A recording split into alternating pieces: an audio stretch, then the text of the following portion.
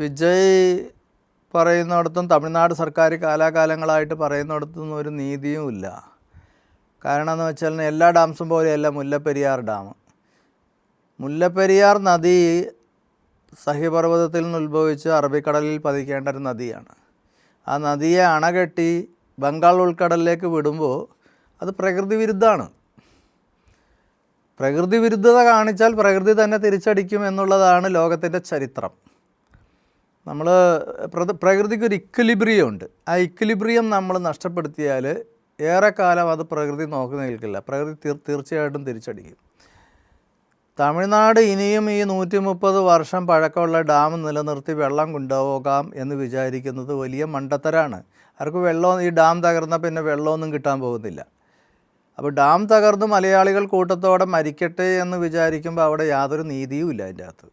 ഇപ്പോഴത്തെ കാലത്താണെങ്കിൽ ടെക്നോളജി ഭയങ്കര ഡെവലപ്ഡാണ്. തമിഴ്നാടിന് വെള്ളം വേണമെങ്കിൽ ആലുവ പുഴയിൽ നിന്ന് എടുക്കാൻ മാത്രം ടെക്നോളജി ഉണ്ട്.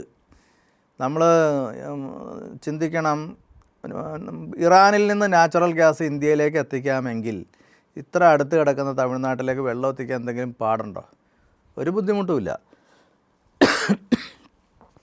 അപ്പോൾ തമിഴ്നാടിൻ്റെ നിലപാട് എന്ന് പറഞ്ഞാൽ കാലം മാറിയതിനനുസരിച്ച് മാറ്റി ചിന്തിക്കാൻ അവിടുത്തെ സർക്കാരുകൾ തയ്യാറാവണം. അന്ന് മുല്ലപ്പെരിയാർ ഡാം കൺസ്ട്രക്റ്റ് ചെയ്യുമ്പോഴുള്ള കേരളത്തിൻ്റെ അവസ്ഥയല്ല ഇന്ന്. അന്ന് കേരളത്തിൽ ഇത്ര പോപ്പുലേഷൻ ഇല്ല. അന്ന് പ്രത്യേകിച്ച് വലിയ നഷ്ടമൊന്നും കേരളത്തിനില്ല.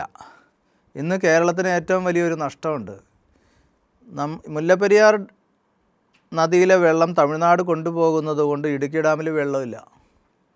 അതുകൊണ്ട് ഇലക്ട്രിസിറ്റി ഉൽപ്പാദിപ്പിക്കാൻ പറ്റുന്നില്ല മൂലമറ്റം പവർ സ്റ്റേഷനിൽ. അങ്ങനെ കോടിക്കണക്കിന് രൂപയുടെ എനർജി ലോസ് ഉണ്ട്.